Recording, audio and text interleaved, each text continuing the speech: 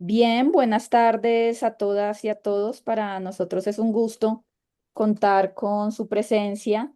Tenemos hoy una maravillosa invitada, la profesora Renata Leitao, y ella hoy nos tiene su conferencia Diseño Pluriversal, la ancestralidad como brújula para nuevos futuros.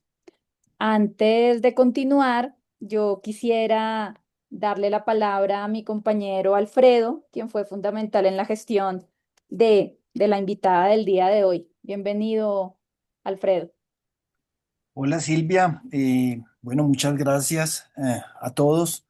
Un gran gusto, una sesión más eh, en este espacio para hablar sobre diseños otros, para tejer caminos, ¿no? Entonces, sean todos bienvenidos, todas bienvenidas a dos lados de la línea imaginaria de Tordesillas que a veces separa los falantes de portugués, los falantes de español, no continente. Renata, es un prazer tê-la aqui conosco. Espero que você, sua oportunidad, esté ya bien afinado para hablar con nos. Tengo, ante todo, el placer de saudar una colega tan querida con quien a un intercambio constante, inclusive escritos en mandamento. Un abrazo a todos en cuanto cultivamos esas posibilidades, esas novidades tan bonitas. Vamos a continuar falando sobre los diseños otros que eh, no sé, permiten proyectos que ah, descentran el mundo único, ancestralidad usada para mover el mundo único y buscar puertas para otros futuros. Adoro que estos espacios estén se abriendo para que podamos continuar esas trocas valiosas entre todos nos. Entonces, pues un gran gusto, Renata, y un gran gusto a todos seguir con esta conversación aquí, atento a escucharte. Obrigado por tu presencia. Gracias, Silvia. Gracias a ti nuevamente, Alfredo, por todo el apoyo. Bien, entonces me permito presentar a la profesora Renata Leitao. Es investigadora brasilera y profesora en la Universidad de Cornell en los Estados Unidos. Allí dirige el Pluriversal Futures Design Lab. Su trabajo se centra en el papel del diseño como herramienta para la autodeterminación de comunidades indígenas y marginadas, fomentando conexiones productivas entre el pasado y el futuro. Cofundadora del Grupo de Interés Especial SIG en Diseño Pluriversal de la Design Research Society, DRS. Presidió también la conferencia Pivot del 2021 Dismantling Reassembling al frente del Pluriversal Futures Design Lab. La doctora Leitao se enfoca en el diseño ontológico, explorando la interacción entre las ideas que los humanos tienen sobre cómo funciona el mundo y las experiencias, objetos y entornos tangibles que diseñamos. Nuevamente, muchas gracias. Tá? Bienvenida, se me fue el audio. Bienvenida y pues somos todo oídos. Então, primeiramente, estou agradecida, muitas graças a Alfredo e Silvia por a invitação. Eu vou falar em português e despacio, despacio. Deixa eu compartilhar a minha tela. Sim.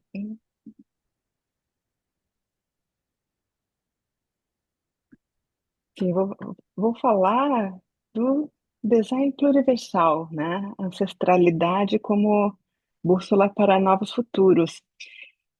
Mas principalmente eu quero falar da minha trajetória, como eu cheguei ao meu interesse por design pluriversal. Então, eu sou desenhadora gráfica, sou designer gráfica, sou pesquisadora em design social e vivo na América do Norte há quase 20 anos, né? Eu fiz o mestrado e o doutorado no Canadá, na Universidade de Montreal, e o pós-doutorado na OCAD. E eu vivo nos Estados Unidos desde 2021, trabalhando na Cornell. Aqui eu fundei o Laboratório Pluriversal Futures, que estamos trabalhando há 2 anos, gerando conteúdo, e vamos lançar o nosso conteúdo, nosso projeto no próximo mês. Em um mês vai estar tudo disponível, nossos vídeos, mas estamos ainda trabalhando lá. Também fundei o Pluriversal Design SIG, na Design Research Society. E, claro, o Pluriverso vem do movimento zapatista, sobre um mundo que queremos um mundo onde caibam muitos mundos. Mas eu vejo que o conceito do pluriverso, o quadro teórico, foi desenvolvido por acadêmicos latino-americanos que trabalham ou trabalharam em universidades da América do Norte, né? Então, tem um diálogo entre a América do Sul e a América do Norte para a teoria do pluriverso, para o desenvolvimento da teoria do pluriverso. E eu sempre vou dar o meu agradecimento, muito obrigada, Arthur Escobar, que para mim o trabalho dele é fundamental. Eu sou muito agradecida ao trabalho dele, com certeza, e a ele. Então, para mim, veio essa trajetória, América do Sul e América do Norte. Então, eu estudei em Montreal, onde eu fiz o mestrado e doutorado, e eu tive a chance de lá perceber o quanto eu sou brasileira, o quanto a minha maneira de pensar é diferente dos norte-americanos, o quanto as minhas experiências formadoras foram diferentes, né? E lá no Canadá, eu tive a oportunidade de trabalhar por 7 anos com comunidades indígenas. Primeiramente, eu fui assistente de pesquisa da professora Elizabeth Kane, que é uma pesquisadora indígena canadense. O pai dela era irlandês e a mãe indígena, e foi através do trabalho com ela que eu comecei a ir nas reservas mais para o norte do Canadá, e eu pensava que era muito exótico. É muito exótico uma menina brasileira no meio da neve, no meio das comunidades indígenas lá. Mas foi uma coisa extremamente enriquecedora. Eu, primeiramente, trabalhei por 2 anos num projeto de consultação em várias comunidades indígenas, num projeto para o Museu da Civilização de Quebec, que perguntou a cada comunidade indígena do Quebec como você quer ser representado, como você quer ser retratado, né? E a partir dessa experiência, eu propus um projeto de doutorado foi uma pesquisação participativa em colaboração com a nação Atikamekw. Foi um projeto que durou 5 anos, né? E envolveu jovens, envolveu artistas, pensadores na nação e vários outros desenhadores também. Então, para dar um pouco de contexto, né? O que é a, a nação Atikamekw era uma nação que até os anos 70 ela era seminômade. Então, aqui algumas fotos nos anos 70. Nos anos 70, o governo canadense construiu reservas e eles foram obrigados a ir morar nas reservas, nas casas que foram construídas para eles. E hoje, as reservas são lugares horríveis, horríveis, porque são lugares incompatíveis com o modo de vida ancestral e são lugares incompatíveis com o modo de vida moderno. É um lugar onde nada acontece, né? Então, o que eu desenvolvi lá, em colaboração com os Atikamekws, foi uma metodologia de workshops, que chamamos de workshops Tapisquan, que visava o resgate de conhecimentos ancestrais e a afirmação identitária através do design gráfico. Então, muitos Atikamekws participaram do desenvolvimento dessa metodologia, mas eu preciso dar crédito a essas três pessoas maravilhosas, Christian Coucou, Jacques Neoachiche e Christiane Biroté, que foram meus principais colaboradores para criar essa metodologia. Então, o que era os workshops Tapsquan? Era uma redescoberta dos símbolos ancestrais e um treinamento em design gráfico.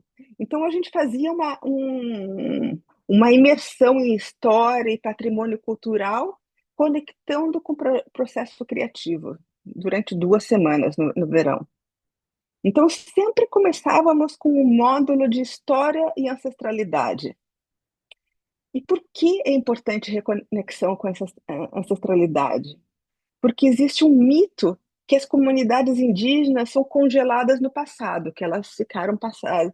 E é mentira, porque elas vivem numa reserva que foi construída pelo governo, onde elas não podem praticar o estilo de vida tradicional, onde elas não têm acesso a museus, não têm acesso a arquivos. Elas não têm conexão com o passado, elas não têm essa conexão. Então, era muito importante criar essa reconexão. E, a partir disso, começar o processo criativo. Trabalhar com os símbolos ancestrais, trabalhar com os símbolos principais da nação, e daí começar a criar. E trabalhávamos com vários exercícios de design gráfico, também trabalhávamos com impressão, e criando é, é, textos, né, design têxtil. Era esse eu tenho fotos apenas de uma edição, mas é, foram, eu tenho conexão, porque os ateliês foram em francês, eu dou aula em inglês e estou falando aqui em português, né? Então, nós fazíamos todo o verão, eu fiz 4 vezes, né? E eu acho que em qualquer projeto participativo, o objetivo é que a comunidade abrace o projeto e adote. E artistas Atikamekw continuaram a facilitar os workshops inspirados em Tapesco até hoje. Até hoje eu vejo no Instagram que eles continuam fazendo ateliês semelhantes ao Tapescoan. Um exemplo, a Iruoma Awaxixe, que é uma grande artista.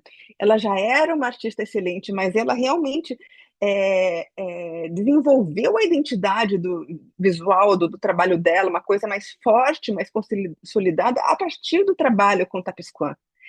E depois ela desenvolveu um projeto dela, o Awa Rebel, Tradição, Afirmação, que eram ateliês, que eram workshops para mulheres inspirados no Tapescoan.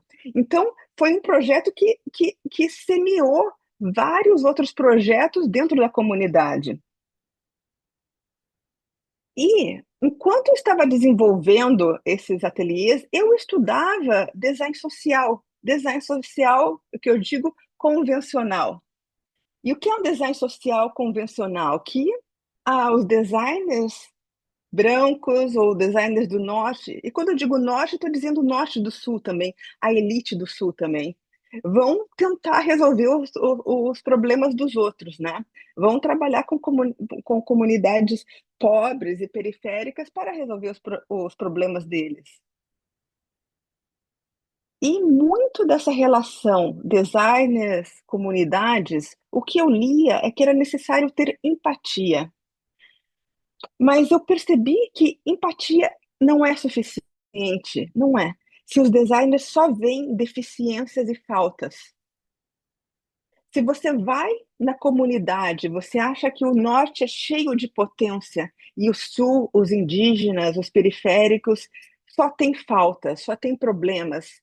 E você está lá para brincar de Prometeu, para você levar o fogo, para você levar soluções para quem não tem.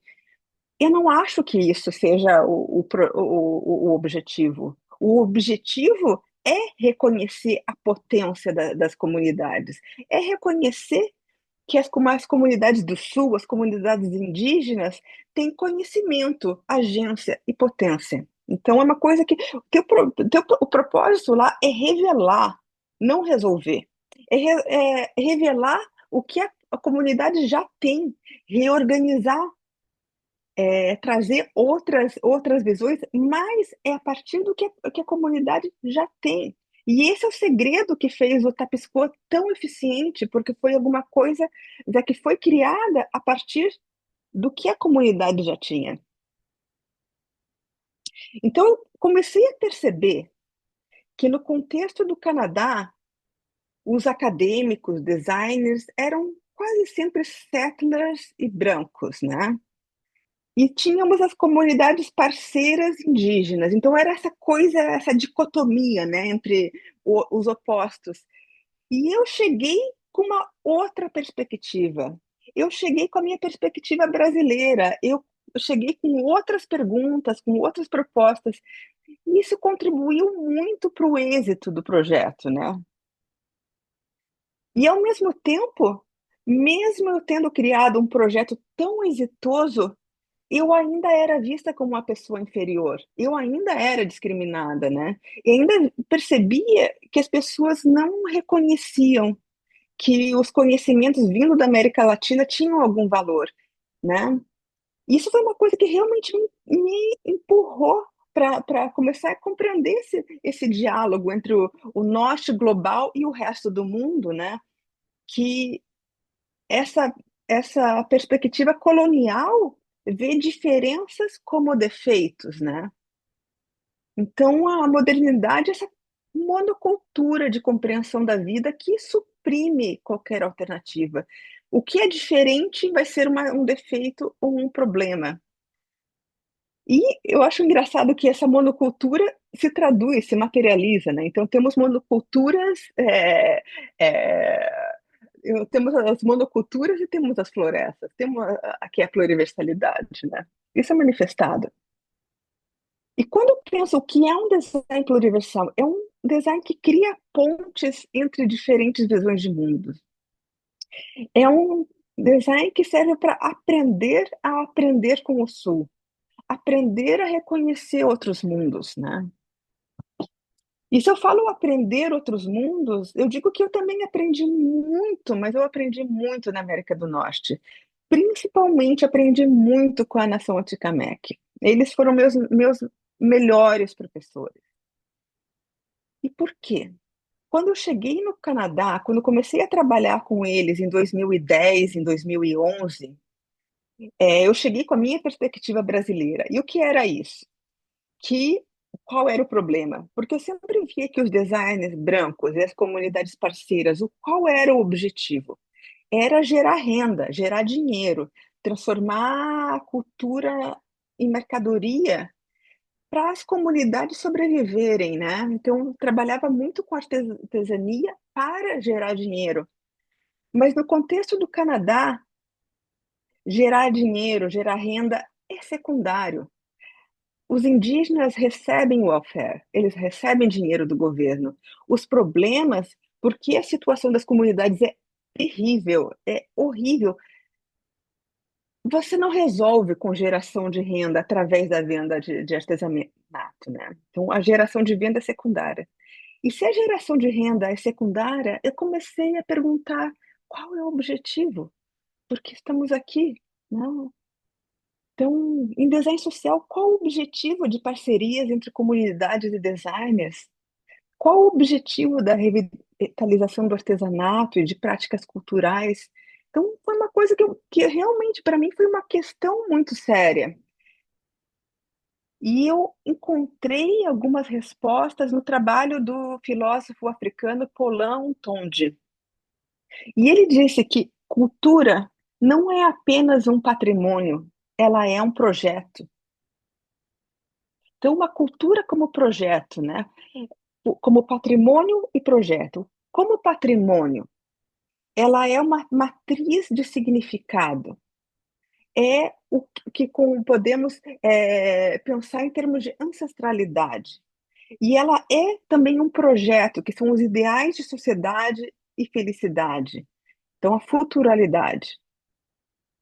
Então, cultura como trajetória, cultura como uma trajetória criativa, né? Que vai sempre conectando patrimônio e projeto. o que recebemos dos nossos ancestrais e nossos ideais. E esse ideal que seja o bem viver, que seja o American Dream, mas é sempre uma trajetória criativa que vai conectando e reconectando. Mas eu não quero dizer que trajetórias são sempre lineares. Quando eu coloco uma linha, eu apenas estou dizendo que estamos criando, estamos em movimento. E as trajetórias podem ser circulares, podem ter vários formatos. Não, eu não estou querendo dizer que elas sejam sempre lineares. Mas, por exemplo, podemos ter um arco narrativo no qual estamos sempre buscando o futuro, um destino ideal, que é muito da sociedade moderna. Mas também podemos ter um outro arco narrativo coletivo que é mais cíclico, que trabalha mais com a felicidade no momento presente. E o projeto que eu estou trabalhando agora na Amazônia brasileira, no Acre, nós perguntamos para muitas pessoas na floresta o que é felicidade, o que é uma boa vida, e a resposta deles é quase sempre: a felicidade é isso aqui, a vida boa é o que eu tenho, né? Então a felicidade não é uma coisa no futuro. Então são diferentes noções de temporalidade de diferentes sociedades. Então, nas nossas muitas trajetórias, o que é colonialidade? Qual é a essência da colonialidade? É a crença em uma trajetória única, universal. E essa crença destrói as trajetórias de outros mundos, de sociedades não eurocêntricas. Então, você se coloca como uma única maneira correta e válida de compreender a realidade, pensar e viver uma narrativa universal da humanidade. E quando nós estamos aderindo, quando estamos seguindo essa narrativa, isso significa progresso, isso significa desenvolvimento, né? Então, e eu sempre falo aqui, o que estou falando entre a diferença entre modernidade e outros mundos, principalmente os mundos locais indígenas, são diferenças de compreensão da realidade. Principalmente que a modernidade compreende humanos como separados da natureza.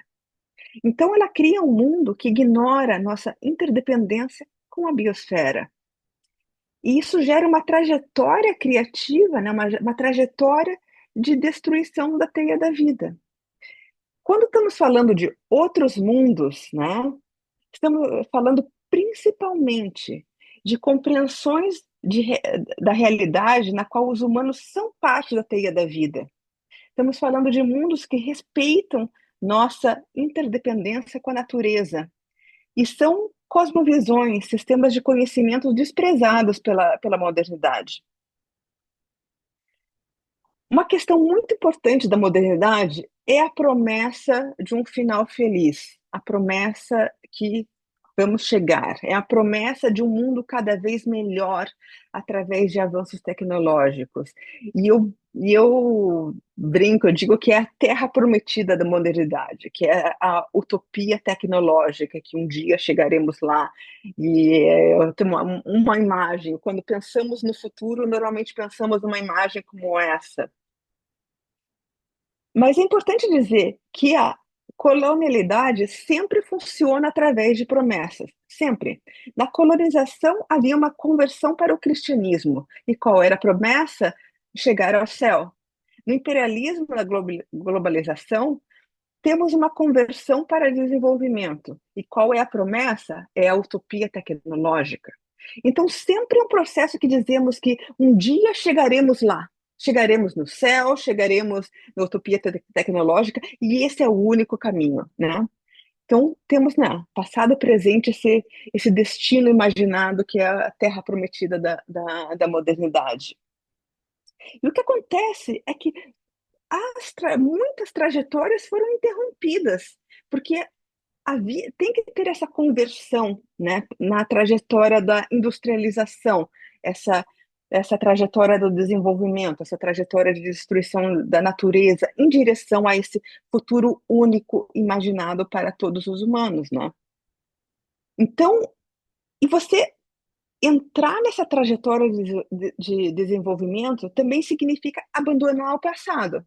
Você vai deixar para trás, abandonar os modos de ser e de pensar tradicionais ou primitivos, os modos de ser e pensar ligados à natureza, os conhecimentos ligados à natureza. Então, é um abandono do passado. Eu digo passado porque simplesmente você vê a natureza como passado e a artificialidade, a tecnologia como futuro. Isso é modernidade, né? Então, estamos nessa muitas trajetórias que através dessa promessa foram ficando para trás. E você começa a apenas enxergar uma única trajetória, que é uma trajetória que leva a desflorestação, que leva a realmente depredação, né? Poluição em muitos lugares, sendo que a maioria das pessoas não são incluídas, não se beneficiam dessa trajetória. São o sul do sul, né? As populações marginalizadas. E aí retornamos à nossa questão do design social, quando nós trabalhamos com as comunidades pobres. Qual o objetivo de parcerias entre comunidades e designers? Qual o objetivo da revitalização de práticas culturais?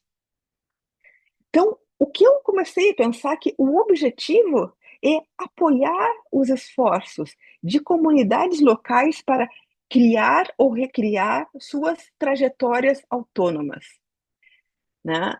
Eu digo criar ou recriar, isso depende muito da violência que elas sofreram no processo de colonização. Então, às vezes é criar, às vezes é recriar, né?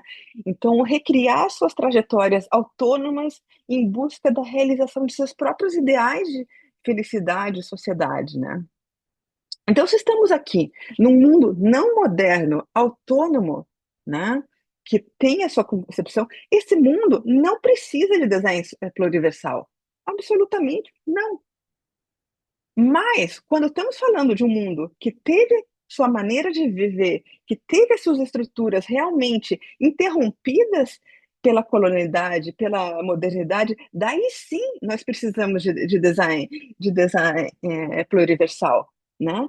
Porque precisamos, nesse momento, olhar para o que foi descartado, olhar para o que a modernidade descartou, porque deixou para trás, lembrar o que nós temos, quem nós somos, da onde viemos, sabe? Olhar para o que foi descartado e ver o quanto é valioso, precioso, né? E a partir disso começar a conectar você e o que ficou para trás para você ser capaz de articular um outro projeto, uma outra visão, uma nova trajetória, né? Então, num design social pluriversal, a ancestralidade não é só o que sobreviveu do passado, mas é a matriz que possibilita a construção do futuro, sabe? E aí somos capazes de ter um projeto criativo que visa a autodeterminação de comunidades, né? Porque hoje a modernidade é parte de todos nós. Parte de mim, parte de vocês, parte das comunidades indígenas, parte das comunidades da floresta. A modernidade está em toda parte. Então, nunca é uma questão de simplesmente escolher entre modernidade e ancestralidade. Não, é um processo criativo de criar novas visões, novas trajetórias, novas práticas, né? Porque a modernidade está em nós. Então, como é que nós trabalhamos criativamente para criar novas trajetórias, né? Então, ao nos reconectarmos, aos poucos, esse futuro, essa terra prometida da modernidade passa a perder importância, porque os nossos projetos, a nossa visão se vão se tornando mais importante. Então, o que eu tenho mais de importante dizer é que minha visão de design pluriversal é que ela é uma ponte entre mundos. Ela é uma ponte entre mundos que foram não modernos e para os mundos que serão mais do que modernos, né, no futuro. Ela é uma ponte. É, não é um destino. Então, é assim que eu compreendo, né? Então, meu agradecimento à Nação Atikamekw, porque certamente eles foram meus principais professores em compreender um design pluriversal. E uma última coisa, dia 6 de abril, vamos estar lançando o website do meu laboratório, né, o Pluriversal Futures, e também o YouTube channel, né, o canal de YouTube com o material do meu laboratório. Muitas graças, muito obrigado por- pela oportunidade de estar aqui com vocês compartilhando. Muchísimas gracias, profesora Renata.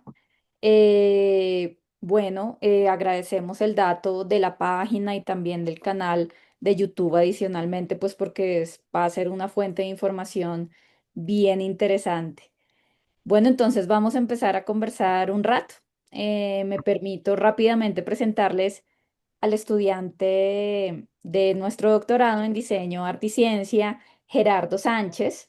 Gerardo es restaurador de la Universidad Externado de Colombia, tiene especialización en administración de empresas constructoras, un magíster en museología, un doctorado en historia y teoría de la arquitectura y pues está con nosotros en el doctorado. Entonces, adelante Gerardo, te escuchamos. Muchas gracias, doctora Renata. La exposición es tan completa como sus artículos. Y bien, la tarea es un poco realizar una serie de preguntas que van a constituir pues en una provocación, en una iniciativa para establecer un diálogo. La primera pregunta es si el diseño pluriversal y basado en el deseo busca descentrar al diseñador y su mundo, no corre el riesgo de crear una nueva forma de autoridad encubierta. En otras palabras, ¿cómo podemos desde nuestra práctica evitar que el deseo se convierta en un nuevo deber ser impuesto, especialmente cuando operamos con marcos teóricos como el propio pluriversal, que son en esencia productos del mundo académico occidental? Ah, boa pergunta. Muitas graças, Gerardo. Sim, sempre existe esse perigo. Sempre existe o perigo da apropriação, que conceitos e ideias que são extremamente revolucionários e transformadores sejam apropriados de uma maneira que se torna reducionista, que se torna um cânone que não serve. Sempre temos sempre existe esse perigo.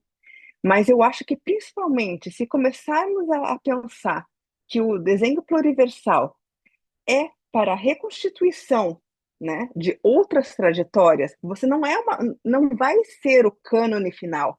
Então, é uma coisa que serve para produzir desenhos outros, outras formas de fazer design. Não que ele seja em si a forma final. Então, eu vejo muito mais como sendo um processo do que como sendo um cânone. Mas sempre vai existir o risco que algumas pessoas se apropriem das ideias e o apliquem como um cânone. Mas eu acho que ele tem que ser visto mais como um processo de recuperar autonomia, porque todos nós temos origens, temos ancestrais que não eram modernos, todos nós. Como é que podemos nos lembrar? Quais são as formas de produção de desenho que podemos praticar? Então, eu acho que é melhor trabalhar com design pluriversal, com uma ideia de um processo para chegar em outras formas de desenho do que como um produto final. Não sei se respondeu. Perfectamente, perfectamente. Muchas gracias. La siguiente pregunta es, la noción de deseo es profundamente compleja y no siempre emancipadora. El deseo puede estar estructurado por la ausencia, la fantasía y normas sociales internalizadas, incluso las coloniales.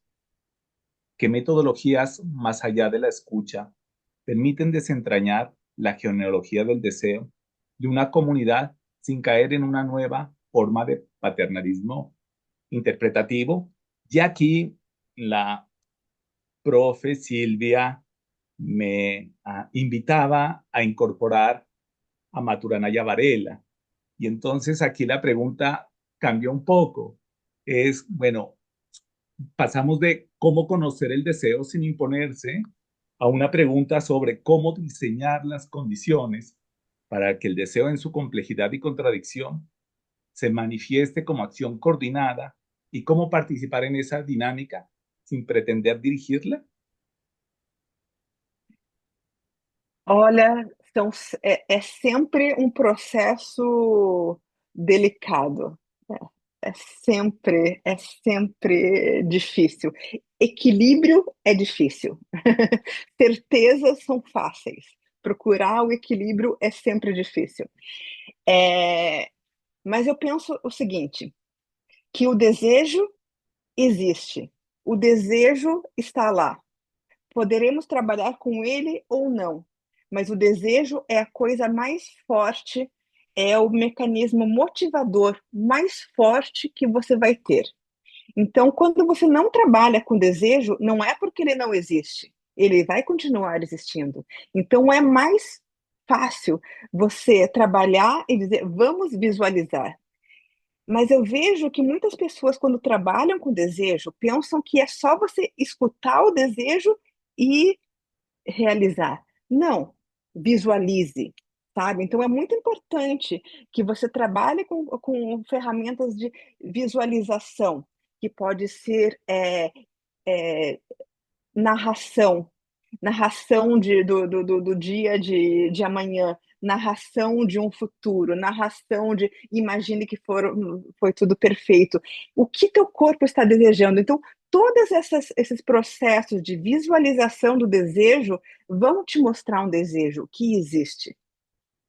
E a partir do momento que você reconhece o desejo, você pode tomar decisões.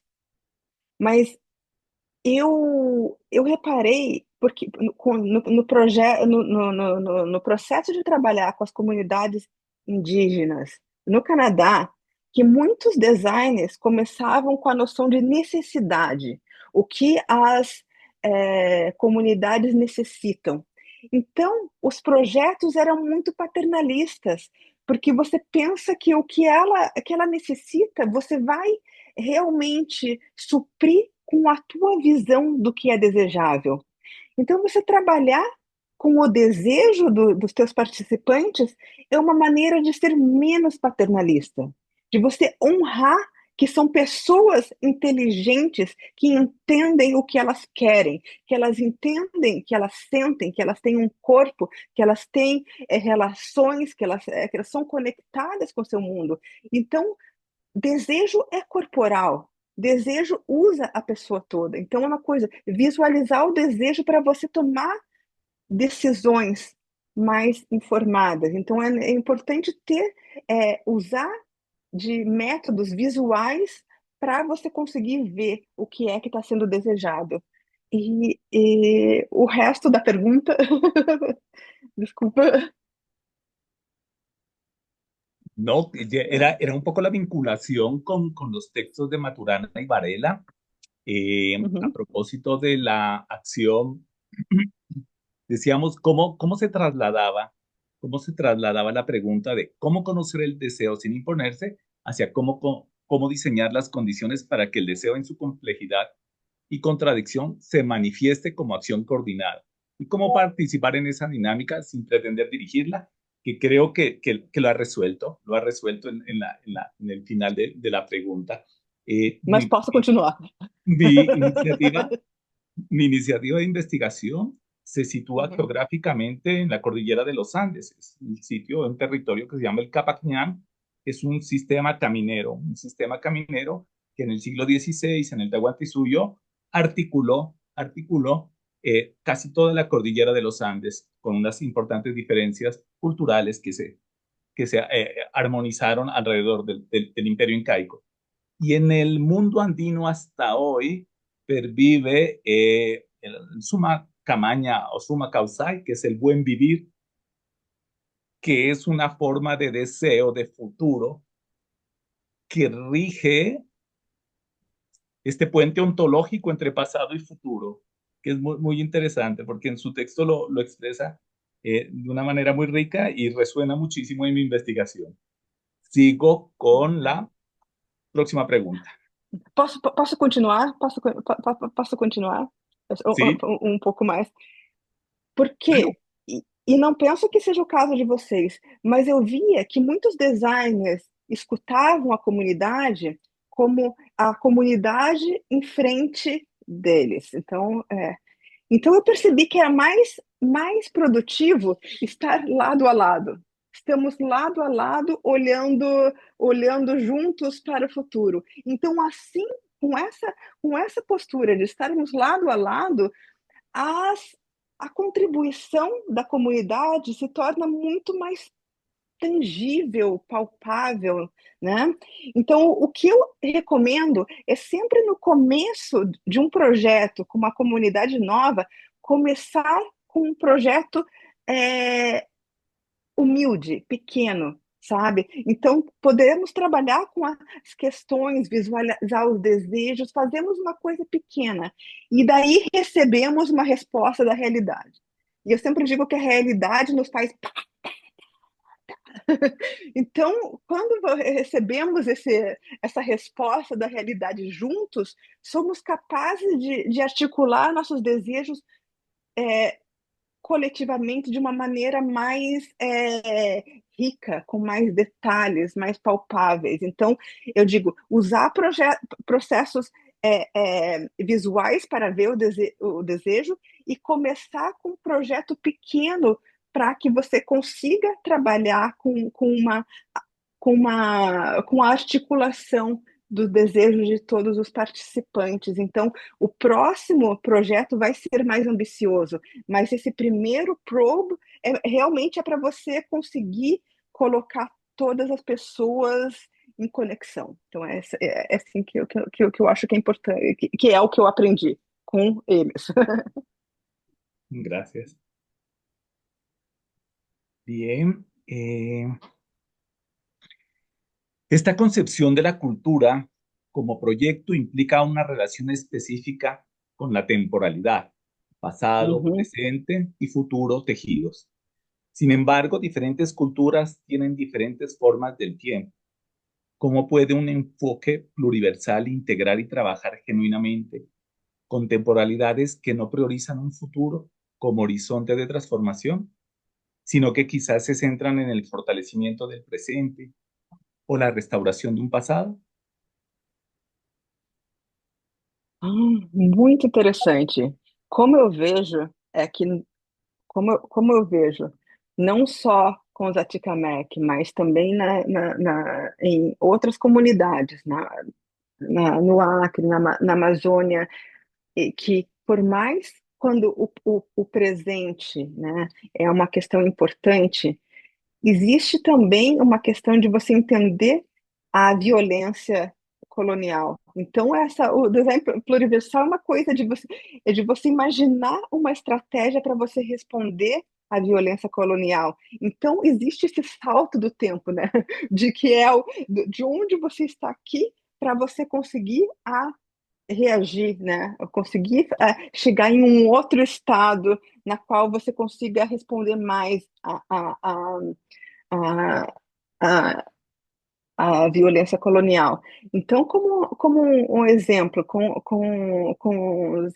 os Atikamekw, que também é uma comunidade de que é uma coisa circular, né? Mas foi entender como eles gostariam que as outras pessoas vissem eles, como eles gostariam de ser vistos no futuro. Esse era o câmbio que eles buscavam, esse era um câmbio. Então, essa questão de você, como eu gostaria de ser visto.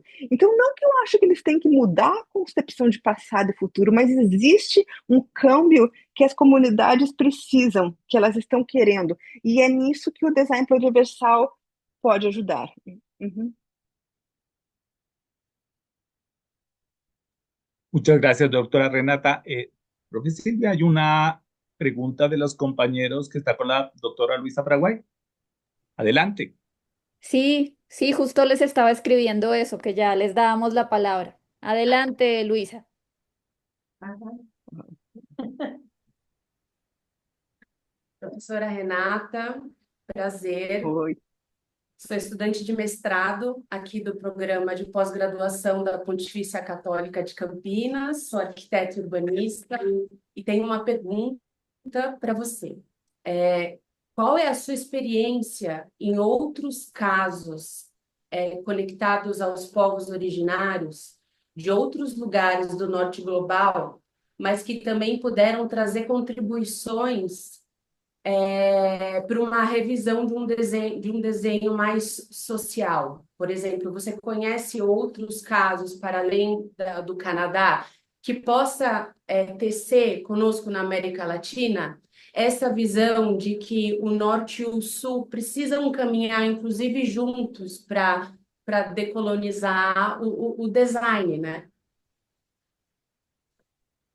Muito, muito, muito, muito.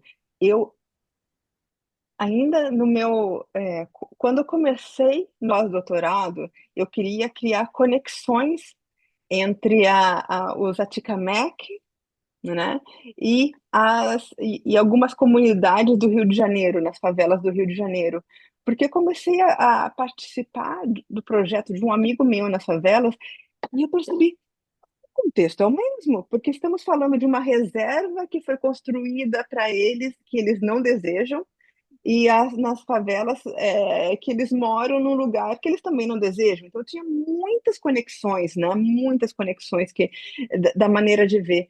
E muitas vezes, porque todos nós somos cegos, nós enxergamos só uma parte, né? Então, quando você encontra outros povos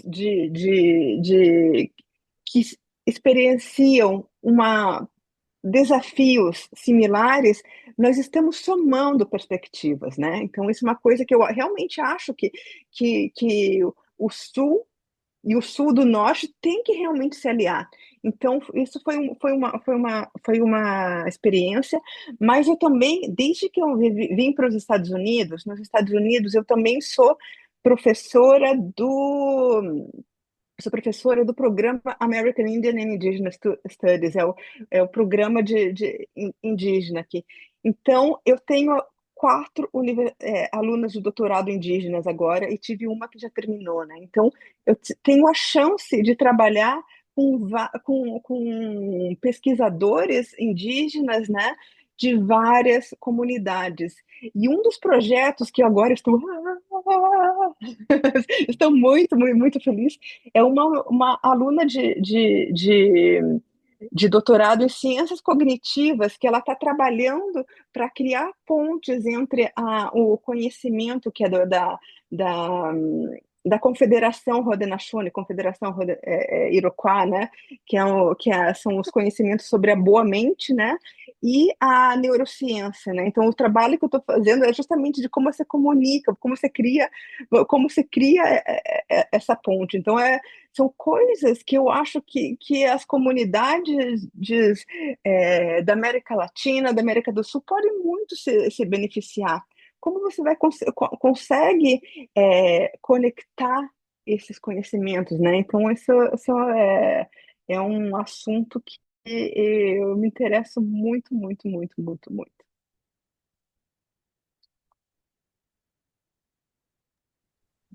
Bien, bueno, pues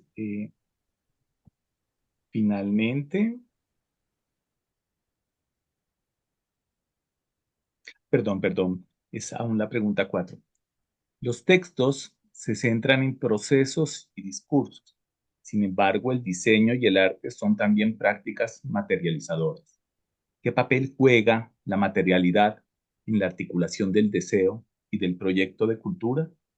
¿Pueden los objetos, las imágenes, los performances artísticos funcionar como dispositivos de contradeseo o como herramientas para visibilizar deseos que son difíciles de articular en el lenguaje de los talleres participativos? Os objetos, as imagens são fundamentais. E há uma coisa que eu descobri, porque as comunidades indígenas, em qualquer lugar, mas principalmente na América do Norte, elas são muito estudadas, tem muitos pesquisadores, é quase como um zoológico, porque estão todos olhando para eles, né? E eu percebi que eles participam de tantas pesquisas que o discurso estava pronto, né? Então, quando eu estava trabalhando como assistente auxiliar de pesquisa, o discurso era sempre pronto, eles sempre repetiam as mesmas coisas. Então, eu pensei, e se nós não falarmos? Falarmos um pouco para começar, começarmos a criar começarmos a criar. E a partir das imagens, dos objetos, daí começamos a falar. Então, foi uma coisa assim, não vamos, vamos falar só o começo e começar a trabalhar com os símbolos, começar a trabalhar com as regálias, com os objetos, e através dos objetos que criamos, daí vamos começar. O que eu vejo como potencial para fazer com esses símbolos, com as ideias, tal, mas tudo era mediado através do que os participantes criavam e traziam como criação. Então, o objeto era o centro a partir do qual toda a conversa, todo o discurso se articulava. Gracias. Bueno, ahora sí, finalmente, si el diseño pluriversal exitoso fortalece los proyectos de vida autónomo de comunidades específicas, como las que trabajó en Canadá, ¿cómo aborda el diseño las inevitables tensiones entre esos distintos mundos cuando entran en contacto? ¿Qué pasiones, deseos o necesidades entran en juego cuando la autonomía de un mundo limita con la del otro? É muito, é muito difícil. E tem uma complexidade enorme, né? Uma complexidade, porque as comunidades não são homogêneas. Em cada comunidade, em cada contexto, existem muitos desejos diferentes e contraditórios, né? Existem desejos para conforto, desejos e existem desejos que são conectados com a ancestralidade, com a memória. Mas isso que eu digo, que o que o design, é, eu sou desenhadora gráfica, pode fazer é quando você torna isso visual, quando você tem alguma coisa na tua frente que você pode compartilhar, visualizar e discutir, é mais fácil do que quando só falamos, falamos e falamos, né? Essa...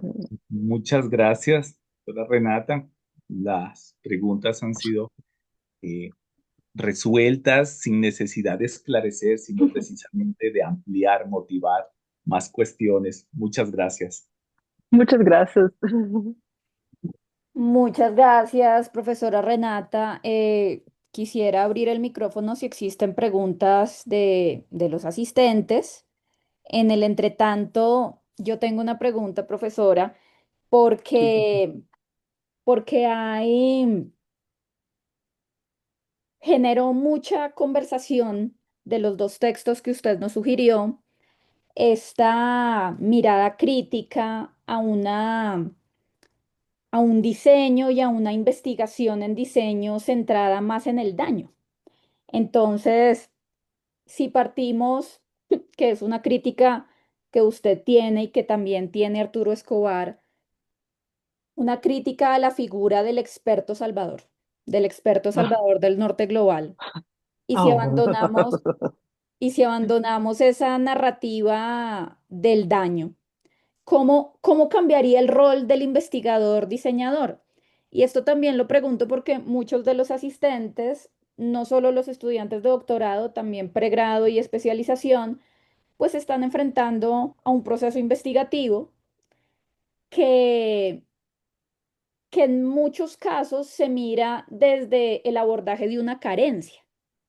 Entonces, ¿cómo paso de abordar una carencia de una comunidad a nutrir sus deseos agénticos, por ejemplo, y nutrir sus proyectos de vida? ¿cómo cambiaría ese rol? Sim. Então, vamos dar um exemplo.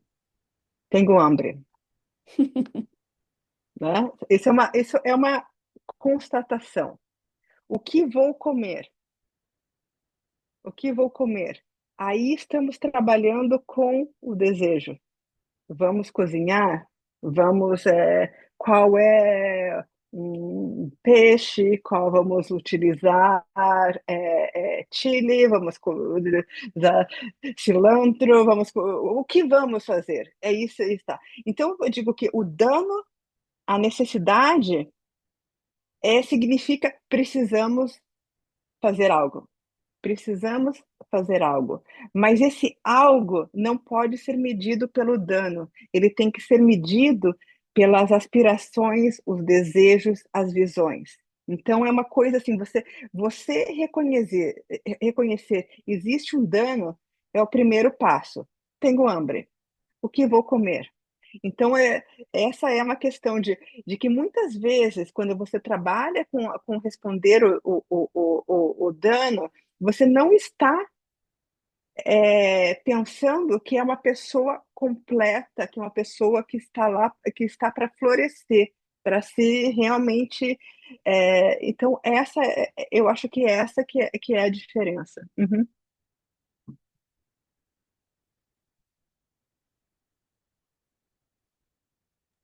Perdón, es que me muteo como para no generar ruido. Bien, tenemos una pregunta desde Luisa. Cuéntanos, Luisa. Sim, sim. Assim, ó. Chega aqui mais, Matheus. Opa! Olá, Renata, Oi. tudo bom? Eu sou o Matheus, também sou estudante aqui do PPG, do Programa de Pós-Graduação de Arquitetura aqui da PUC de Campinas. Sou ribeirinho, trabalho com comunidades amazônicas. E a minha pergunta para você, eu não sei de que região você é daqui do Brasil, mas eu queria saber como é que você foi recebida e como é que você sai de dentro dessa pesquisação. Se desde o início eles foram bem abertos com você, eles seguiram só o manual no começo? Como é que é essa sua aproximação com eles dentro dessa sua pesquisação? E você, como pesquisadora, como é que é essa sua saída? Tipo, o que isso muda dentro da sua vida de pesquisadora? Hum. Muda tudo, porque quando você vai trabalhar em um certo contexto, você nunca mais será a mesma pessoa. Isso eu digo, você nunca mais vai ser a mesma pessoa. Mas a pergunta por eles é sim, eu fui bem recebida porque eu era diferente. Eu não era o opressor deles, né? Eu não era a pessoa que oprimia eles, então eu fui bem ser recebida, mas existe uma coisa lá, porque é tudo uma questão de tempo. Então, eu trabalhei bem com eles, né? Então, eu ia todo mês ou outro mês na comunidade por 2 anos, até que eu resolvi fazer o doutorado com eles. Então, eu já estava lá há 2 anos. Então, tem uma coisa muito importante que é o tempo. Quando eles perceberam que eu não ia dizer bye, tchau, estou indo embora, que eu estava lá e que eu ia ficar lá por um bom tempo, né? Então, eu fiquei trabalhando, indo para a comunidade quase todo mês por 7 anos. Não foi uma coisa curta, né? Então, teve uma questão de que era uma relação, um relacionamento estável, né? E eles dizem que é um teste. Quando você começa a trabalhar com eles, quando eles começa a trabalhar com eles são muito difíceis, mas é de propósito, eles querem ser difíceis, porque eles querem ver que você vai continuar, que você não vai dizer, bah, fiz e tá. Então é uma coisa de você, porque leva tempo, confiança leva tempo, né? Então agora que eu tô trabalhando com as pessoas na Resex, Chico Mendes, né? E com as comunidades daimistas no Acre, também é tempo, também faz fazem 3 anos que eu tô trabalhando com as pessoas. Então, eu sempre vejo que o meu trabalho é de longo termo, porque eu nunca vou conseguir uma relação de confiança tão certa, uma questão tão forte em um curto espaço de tempo. Leva anos para você ter uma questão, ter esse nível de confiança. Tem uma outra coisa que para mim, me ajudava muito é a maneira de pensar. Porque eles olhavam para mim e falavam: Nossa, você não pensa. Eu, no Brasil, eu sou uma pessoa branca, mas eu, no Canadá, eu não sou uma pessoa branca, né? E eu, visualmente, eu me pareço fisicamente muito com os aticamecs que são mestiços, né? Me pareço muito. Então, isso foi uma coisa que contribuiu muito, porque eu sou parecida com eles. Então, foi uma coincidência, mas que contribuiu muito também.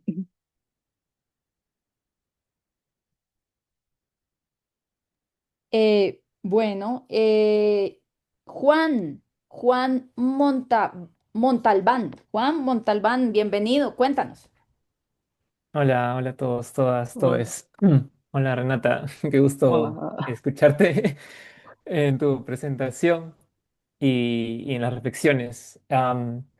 De mi lado, tengo una pregunta que tiene que ver con la premisa de los relacionamientos que son transformaciones mutuas, porque tal vez se puede imaginar que en la convivencia de diversas cosmovisiones, estas cosmovisiones se mantienen como intactas, pero en la realidad al momento de ocurrir estos entrelazamientos se transforman mutuamente. Entonces, quería, si podías contarnos un poco de cómo ha sido esa experiencia en tu caso, de cómo antes de entrar en contacto en estas experiencias, cómo eras tú antes, cómo eres tú ahora, y al mismo tiempo también en estas comunidades, cómo también a lo mejor se transformó sus miradas con respecto a qué puede ser un investigador o otras formas de entender a un investigador distinto, un investigadora a otra, ¿no? Tal vez esas reflexiones de transformaciones mutuas, tanto tuyas como de las comunidades con las que te relacionaste. Eso. Muchas gracias, Juan. Querido amigo. Ah, estamos. Foi um pro...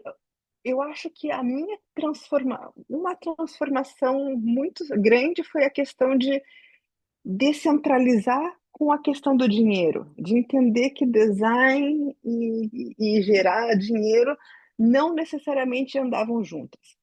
Mas a coisa mais importante, para mim, que foi a coisa mais importante, que foi porque eu compreendo, né, o pluriverso como essa distinção entre o mundo que vê separado da natureza e o mundo que é parte da natureza.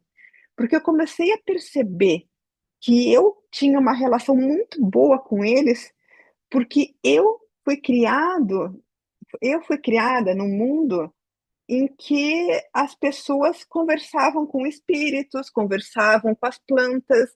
Então, isso é parte de mim, isso é parte da minha vida, né?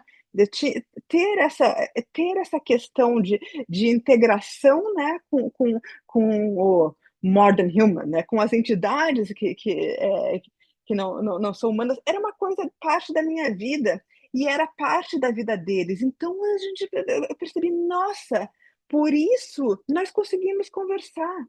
E por isso eu consigo orientar uma aluna indígena de doutorado que sentiu violência epistêmica na academia e está na frente dela assim, sim, você pode conversar, você pode falar da sua maneira, como você compreende o mundo, porque eu sou capaz de escutar.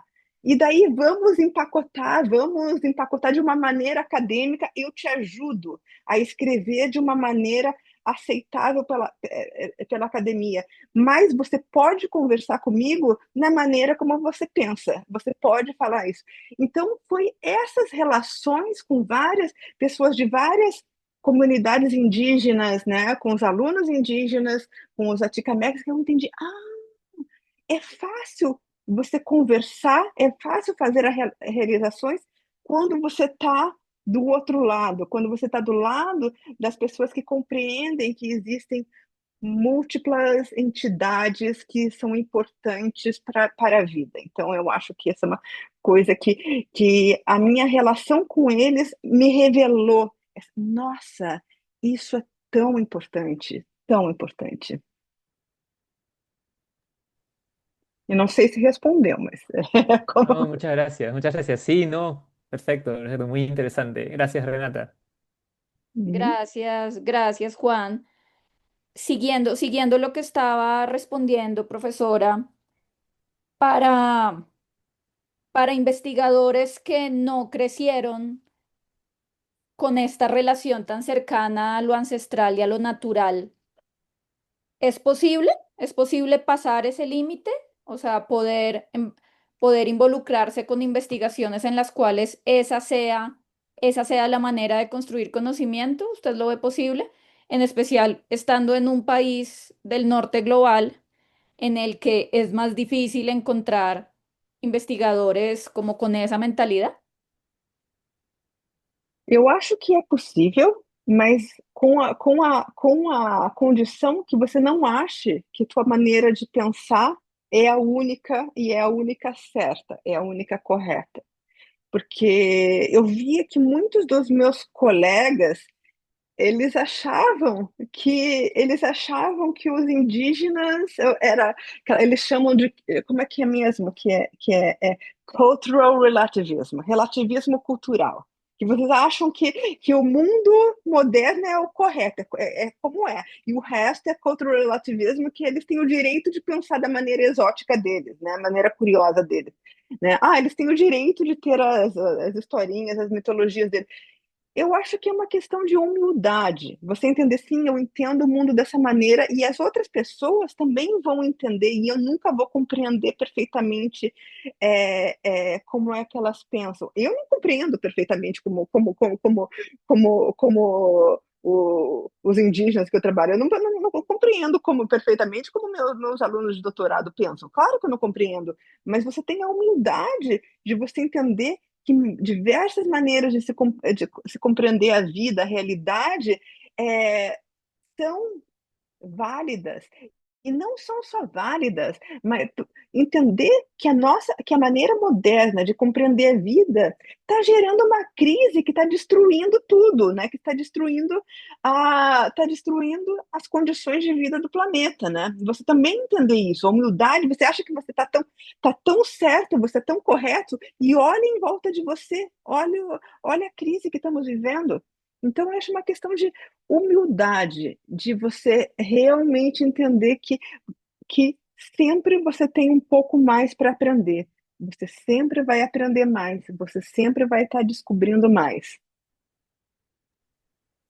Sí, sí, es pues muy hermoso y muy pertinente lo que acaba de decir, muy en la línea también de no pensarnos como individuos aislados, lo que se ha hablado de pensar entramadamente, ¿no? O sea, tener la capacidad y la humildad de poder pensar entramadamente. Bien. Bueno, a ver, acá tengo una pregunta, creo, de Natalia Vanegas. Pero me la mandó a mí directamente, la voy a leer. Bien, ¿cómo se puede entender el mundo para muchos mundos desde un pensamiento que prioriza la individualización? É exatamente isso. Você entender que um pensamento que prioriza a individualização não é a única maneira de se compreender a vida. Entender que existem muitas outras maneiras de compreender, que você vai, e não é só compreender, esse que é o problema. Porque, normalmente, pensamentos que são sobre a individualização são sobre os conceitos na cabeça. E, normalmente, as maneiras de se compreender a vida, que são mais relacionais, você está falando do corpo, né? Então tem uma questão de você acorda, você sabe que você faz parte de uma relação, você está conectado com tudo e com todos, né?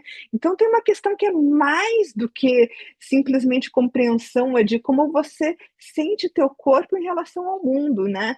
Mas você, então, por isso eu estou dizendo que a tua maneira de pensar e sentir não é a única. Existem outras maneiras que também são válidas. Então, como é que você vai sair disso?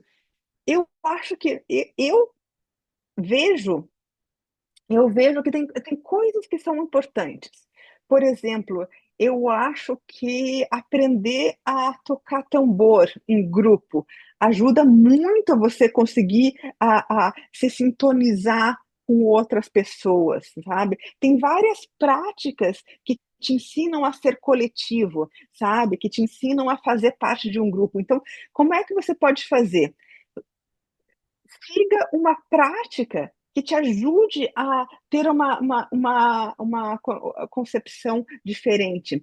Por muito tempo, quando eu estava morando em Montreal, eu participava da Associação Folclórica Afro-Cubana, né? E porque tinham poucos brasileiros em Montreal naquela época, né? Então, quando eu encontrei a Associação Afro-Cubana, para mim foi yes! Sabe, ir lá e dançar, e dançar juntos, e cantar juntos, e tocar juntos. E eu via que naquele lugar haviam muitos canadenses, muitos norte-americanos que iam lá e participando das atividades aprendiam a se descentrar do indivíduo, aprendiam a ser mais coletivos, né? Então, tem várias práticas, por isso que eu digo, vamos nos lembrar das práticas ancestrais, vamos olhar as práticas ancestrais, quais são as práticas que você pode usar para você começar a se descentrar do indivíduo. Muchas gracias a Natalia por la pregunta. Bueno, Muitas graças a Natália também. bueno, pues nuevamente muchísimas gracias, profesora. Fueron maravillosas las lecturas y maravillosa esta conversación. Maravilhoso. Entonces, pues aprovechamos para invitarla y invitarlos a todos. A la próxima sesión tendremos a María Cristina Ibarra, que va a hablar de prácticas y experiencias participativas de diseño y antropología en tiempos de antropoceno. Entonces, los y las esperamos pronto, en 8 días, para vernos acá. Nuevamente, muchísimas gracias, profesora, y gracias a los estudiantes por sus preguntas. Muitas graças, muito obrigada. Muchas gracias.